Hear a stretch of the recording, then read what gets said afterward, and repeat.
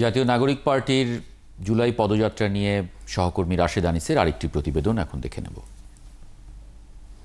দেখতে এসেছে ভারতীয় সীমান্তরক্ষী বাহিনী বিএসএফ এর গুলিতে বাংলাদেশি যুবক ইব্রাহিম বাবু হত্যার প্রতিবাদে এনসিপির পদযাত্রা পৌঁছায় দর্শনা সীমান্তের মাথাভাঙ্গা নদীর পাড়ে।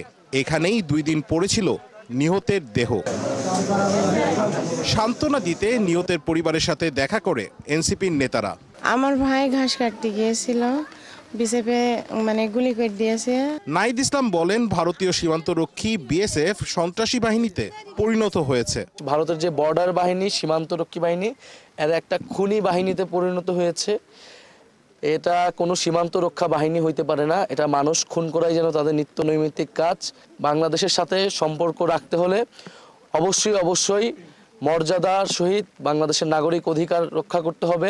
নিহতদের স্বজনদের সান্ত্বনা দেবার পাশাপাশি এই এলাকার মানুষদের অভয় দেন এনসিপি নেতারা। ওনারা যেটা বললেন ঘাস কাটতে গিয়ে দিস হ্যাপেন্ড, এটা তো আসলে এগেন আনএক্সেপ্টেবল। ওনাদের জীবনটা একেবারেই ওলটপালট হয়ে গেল। এটা তো ওনারাও প্রত্যাশা করেন নাই। ওনার মায়ের সাথে কথা হয়েছে, ওনার বাবার সাথে কথা হয়েছে। ওনার বাবা বাকরুদ্ধ।